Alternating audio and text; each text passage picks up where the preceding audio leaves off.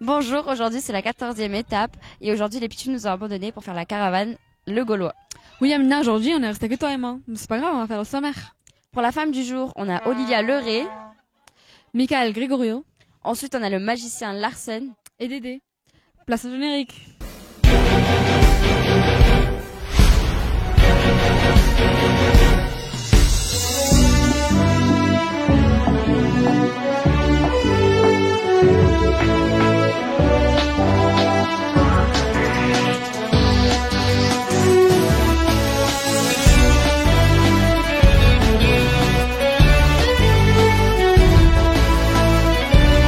Alors Amina, je sais que t'as plein de talents, mais est-ce que tu sais imiter?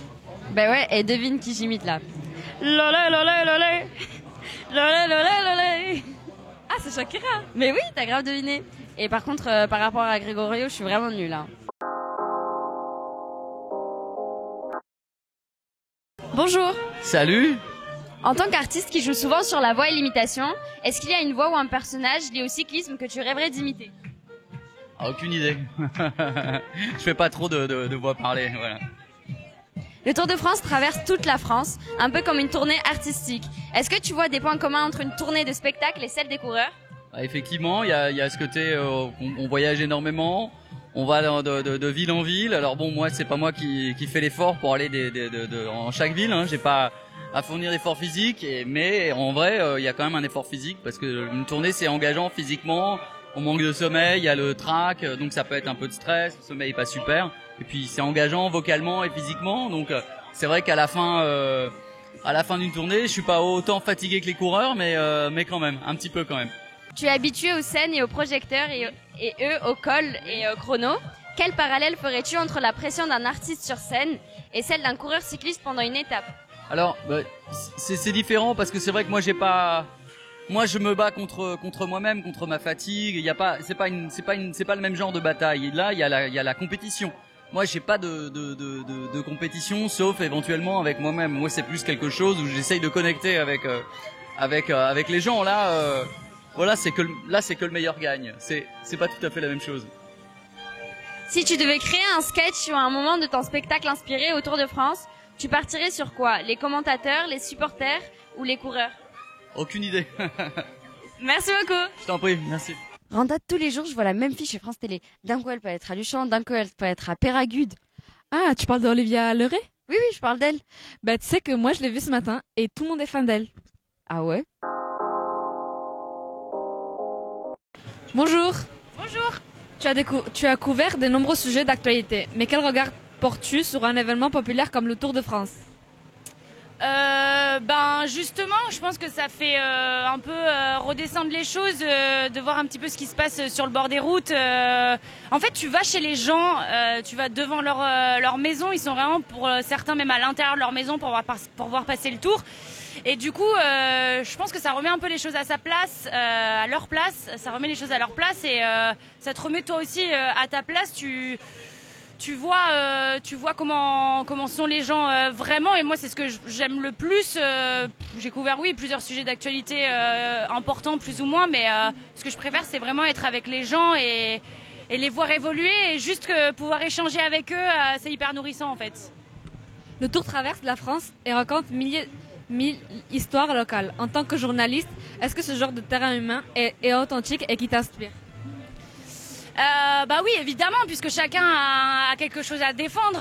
Quand tu rentres dans un village ou dans une ville et que tu as des milliers de personnes qui sont là et qui veulent juste qu'on voit que leur village à la télé est génial, qui veulent juste qu'on voit comment ils ont décoré leur ville, bah c'est hyper inspirant en fait de voir tout ce que les gens peuvent donner pour montrer que chez eux c'est mieux qu'ailleurs, quoi.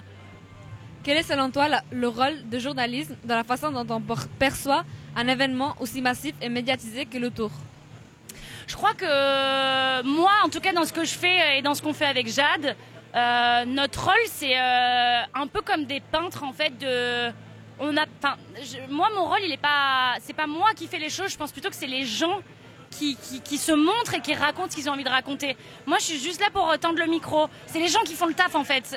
Moi, je fais pas grand-chose, en fait. Je leur tends juste le micro et c'est eux qui racontent leurs histoires, c'est eux qui défendent leur déguisement, c'est eux qui ont quelque chose à montrer. Et moi, je suis juste là pour leur tendre le micro et qu'ils puissent le faire, en fait. Ton métier t'emmène à rencontrer beaucoup de gens. Est-ce que tu retrouves dans le monde du cyclisme cette même diversité des profils et des Non, je pense que le Tour de France, c'est pas l'événement qui a le plus de diversité. Ça, c'est une évidence, on le voit bien au bord des routes. Pourtant, on traverse beaucoup de villes, beaucoup de villages, des lotissements, des cités parfois. Moi, je suis pas sûre que ce soit l'événement où il y a le plus de diversité. Merci beaucoup. Merci. Tu sais, Amina, j'ai un nouveau tour de magie. C'est quoi? Regarde, tiens-moi ça. Est-ce que ça va bien? Coucou, c'est nous. C'était quoi le lancement qu'il fallait faire? Tour de magie. Arsène le magicien. Comment il s'appelle? Le magicien. Il s'appelle comment? Larsen. Larsen le s'appelle magicien. comment le magicien? Comment il s'appelle? Il s'appelle comment le magicien? Comment? Larsen. Et on le retrouve avec qui du coup? Avec moi. Ok, bah Et il s'appelle comment? Donc c'est le magicien? Larsen. Et ben voilà. Bonjour, pouvez-vous vous présenter et nous expliquer comment vous êtes devenu magicien? Alors, je m'appelle Larsen, je suis magicien depuis très très longtemps, 37 ans maintenant. Ça fait 25 ans que je suis présent sur le Tour de France, que j'interviens au village départ tous les jours et au relais étape pour la Société du Tour de France. Et j'interviens sur plein d'événements sportifs, puisque ça fait 28 ans que je suis à Roland-Garros et 31 ans au Paris Saint-Germain. Donc je suis magicien. Comment je suis devenu magicien? Suite à une rencontre avec un magicien quand j'étais beaucoup plus jeune et qui m'a donné envie d'apprendre des tours de magie, et c'est ce que j'ai fait. Depuis combien de temps participez-vous au Tour et à combien d'éditions avez-vous pris part? Alors, ça fait donc 25 ans que je suis présent sur le Tour de France. Et depuis 7 ans, on a créé une troupe qui s'appelle La Clique, avec plein d'artistes qui se baladent dans le village. On a Romina qui fait du hula hop, on a Xavier qui fait du machinois, on a Zoé qui fait de la silhouette. Ensuite, on a Angie qui joue du violon et Soraya qui fait des portraits. En dehors du Tour de France, où on peut vous retrouver? Vous travaillez sur quel type d'événement ou spectacle? Alors, quel type d'événement? Comme je viens de te le dire, je suis présent à Roland-Garros depuis 28 ans, 31 ans au Paris Saint-Germain. Je fais plein d'autres événements sportifs occasionnellement. Et ensuite, je joue mon spectacle. J'ai un spectacle que j'ai créé il y a 2 ans, que j'ai joué à la Gaîté Montparnasse pendant une quinzaine de jours il y a 1 an et demi. J'ai ensuite joué à la Cigale et je vais revenir en province à partir de janvier 2026. Avez-vous un tour emblématique ou une spécialité que vous aimez particulièrement présenter pendant le tour? Ouais, j'adore faire disparaître les journalistes. On va commencer par toi. Non, j'ai un tour, oui, j'ai plein de tours, mais il y en a un qui m'est particulièrement attribué. C'est un tour avec un journal où je prends un journal, je le déchire et je le reconstitue. Voilà. Merci beaucoup. De rien, à bientôt. Tu penses que c'est Bagnères de Lechon où le tour est passé le plus de fois? Moi, j'hésite entre Paris et Pau, mais il n'y a qu'une seule personne qui peut me le dire. C'est Dédé. Coucou Dédé! Puf puf. Comment ça va? Ça va bien et toi? Ça va très bien. Aujourd'hui, on est à Pau. Pau, ce serait pas la ville où on accueille le plus le Tour de France en dehors de Paris? Est-ce que tu crois que c'est ça ou pas? Je sais pas. Tu sais pas? Eh bien non. La première ville à l'accueillir, c'est toi qui l'as dit, c'est Paris. Ensuite, on a une deuxième ville qui a accueilli le Tour pendant de très nombreuses années. C'est la ville de Bordeaux. Et puis 82. Et puis après, il y a Pau, qui est une ville incontournable ces dernières décennies, 76 fois en comptant celle d'aujourd'hui. On a eu également l'Alpe d'Huez plus de 30 fois, Bagnères de Luchon 56 fois. Donc il y a des villes qui sont quand même des villes où il y a beaucoup de passages Tour de France. Alors pourquoi ça s'est passé comme ça? D'abord parce que tu as des villes qui à l'origine étaient très souvent traversées. Je prends le cas de Bordeaux. Bordeaux aujourd'hui, on y passe beaucoup moins. Pour des raisons stratégiques, pour des raisons qui sont des raisons d'organisation du Tour et de fabrication des parcours. Les premiers parcours du Tour de France, en fait, c'était le Tour de la France. C'est ce qu'on reproche parfois aux parcours qui se font beaucoup à l'étranger actuellement, en disant c'est plus le Tour de France, c'est le Tour de l'Europe, etc. Le Tour de France, en fait, on faisait le Tour donc en fait, le milieu de la France était assez peu concerné. Et donc, quand on fait le Tour de la France, Bordeaux fait partie des villes qui sont les incontournables.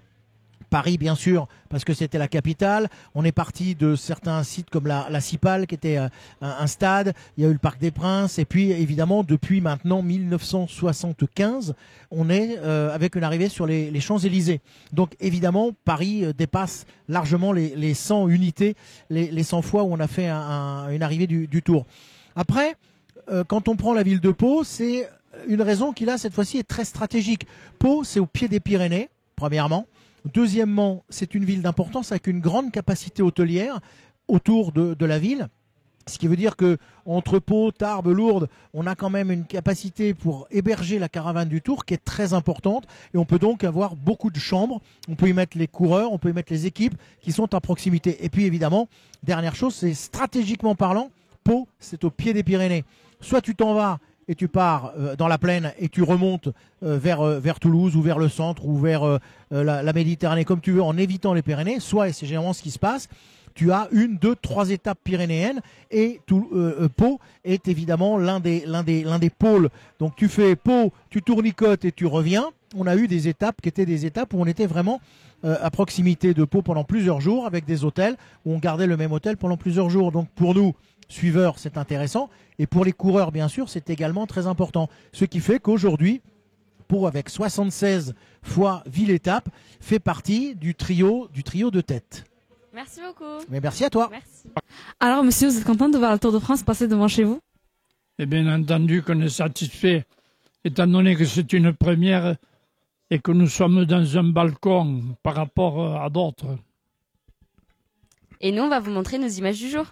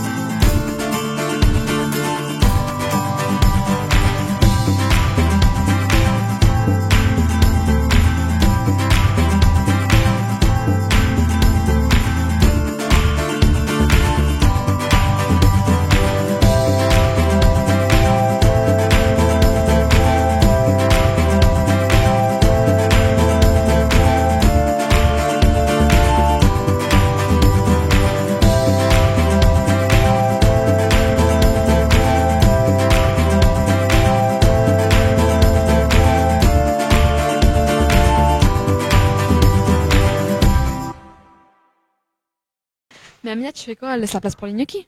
Mais là, je vois pas de gnocchi. Mais si, il y a les pitchouns qui viennent de les préparer, ils sont en train de t'attendre. D'accord.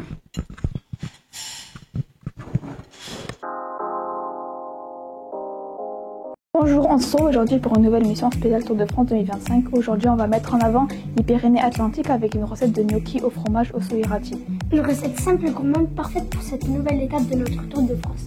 On va préparer des gnocchis avec une sauce anchoise au fromage.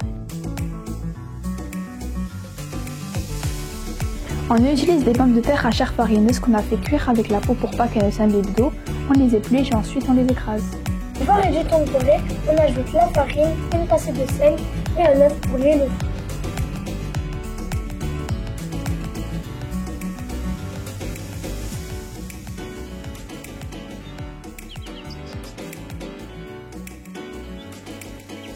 On forme une boule de pâte sans trop travailler pour que le gnocchi soit léger. On les découpe en petits morceaux et on les façonne pour leur donner une forme de gnocchi. On peut les enrouler sur une fourchette.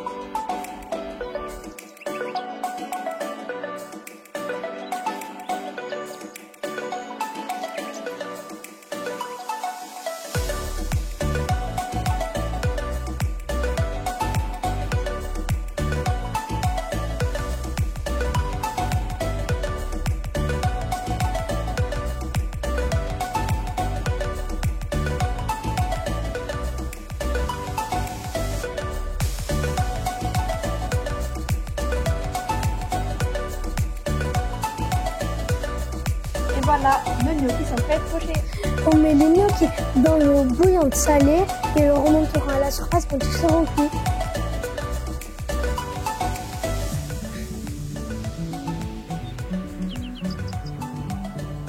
On les récupère avec une écumoire et on les réserve pendant qu'on prépare la sauce.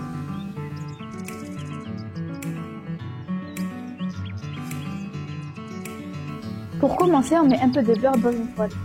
On ajoute la crème fraîche et on laisse chauffer doucement.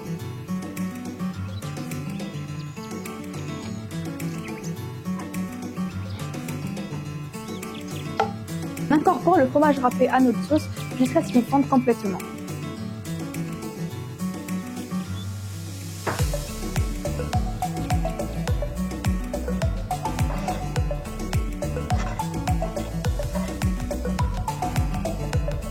Et on assaisonne avec du poivre. Ensuite, place au dressage. Surtout pensez à nous retrouver sur nos émissions Les Tours sur des Tours. Nos interviews, nos rencontres sont exceptionnelles. Je ne vous en dis pas plus. Petit résumé des 14e étapes de France entre Pau et Super Bannière. Note ou en photo sur nos différents réseaux sociaux, notre émission Indécouverte sur Télé. Voilà, nos gnocchis à la sauce du fromage au soirati sont prêts. Une recette qui sent bon les Pyrénées-Atlantiques. En fait, c'est cette 14e étape du Tour de France. On se retrouve demain Pour la 15e étape du Tour de France. À demain!